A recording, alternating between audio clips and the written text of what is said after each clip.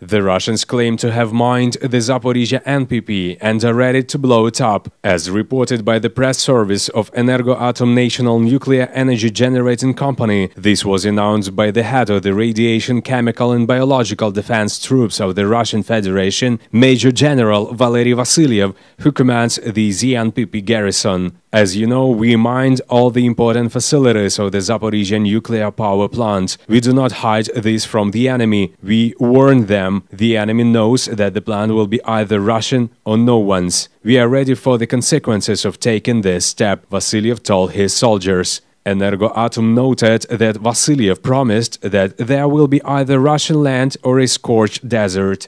There are already appropriate reactions from the international community, but it is necessary to speed up the response. Russia will not pay attention to words and concerns. New sanctions are necessary against the terrorist state and the whole Russian nuclear industry for creating the threat of nuclear catastrophe. The world should not forget about Chernobyl and should remember that the Zaporizhzhia NPP is the biggest in Europe. The Chernobyl disaster was an explosion of one reactor. The Zaporizhzhia NPP has 6 reactors.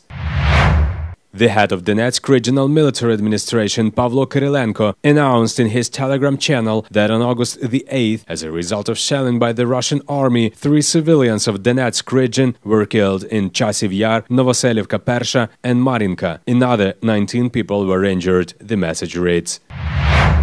A series of explosions rang out in Kharkiv around 2:10 a.m. The Russians shelled the Industrialny and Holodnohirsky districts of the city. According to Mayor Igor Terehov, at 7:35 a.m. 2 hits were detected. In the Industrialny district, an electrical pole and tram rails were damaged in the wasteland. Another hit was in the area of the district road next to a 2-story building that has nothing to do with military infrastructure. The facade and part of the roof were damaged by debris. The windows were broken, the message reads. The prosecutor's office of Kharkiv region reported that the hotel and restaurant complex located in the Holodnohirsky district was damaged as a result of the attack. According to the information of the head of the police investigation department of the Kharkiv region, the building of the boiler house and the facade of the medical laboratory were also destroyed in the Holodnohirsky district. According to preliminary data, on this night the occupiers fired at Kharkiv with S-300 missiles from the territory of the Belgorod region of the Russian Federation.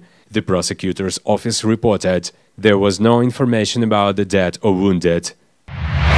During August the 8th, 5 people were injured in Kharkiv, Chuhuivsky and Kharkivsky districts of the region. A 59-year-old man was injured in Kutuzivka. 72 and 45-year-old men were injured in Derhachivsk community, and a 71-year-old woman was injured in Chuhuiv, according to the statement from the head of the regional administration, Oleg Sinehubov. According to Derhachivsk mayor Vyacheslav Zadorenko, residents of the community from the village of Prudyanka were wounded, where the Russian Federation used artillery. Also, a 68-year-old wounded and a 60-year-old killed as a result of the Russian attack on Pavlovo Pole are in the daily casualties record.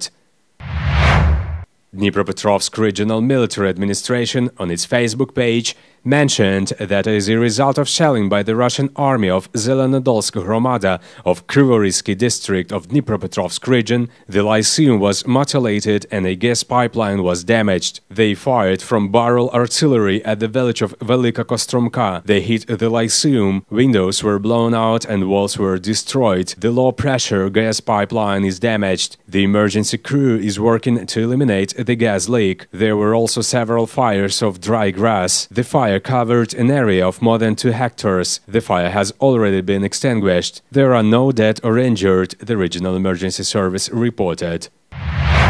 Valentin Reznichenko, the head of Dnipropetrovsk Regional Military Administration, announced that on the night of August the 9th, the Russian army shelled 2 districts of Dnipropetrovsk region, namely Nikopolsky and Sinelnikivsky. At night, Nikopol was shelled 3 times from BM-21 Grad, 120 shells were fired. Several residential buildings and workshops of 3 enterprises were damaged. A 46-year-old man was injured. In Sinelnikivsky district, Velikomihailivka Hromada came under fire. Mykola Lukashuk, the head of the regional council, said that the windows in the apartment building were blown out. According to preliminary data, there are no dead or injured.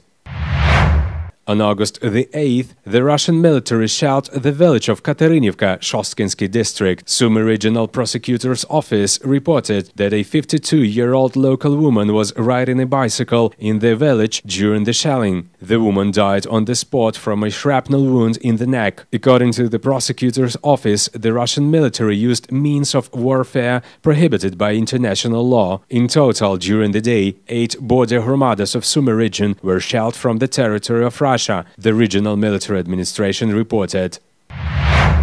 The Russian military struck residential areas of the city of Orikhiv with multiple rocket launchers. According to preliminary information, there are no injured people, Zaporizhzhia Regional Military Administration reported. Private houses were destroyed. Fire caused by shelling was extinguished by rescuers. Petro Andrющenko, advisor to the mayor of Mariupol, reported that the Russian occupiers confirmed their intention to hold a show trial over captured Ukrainian servicemen, in particular on the stage of the Mariupol Chamber Philharmonic. The self-proclaimed leader of terrorists, Denis Pushilin, announced on the air of the Russian occupation media that they were preparing for a lynching of the Ukrainian military. They want to carry out a massacre of Ukrainian defenders who defended their own motherland on their land. The international community should evaluate these actions and do everything to free our heroic defenders, Petro Andrющenko said.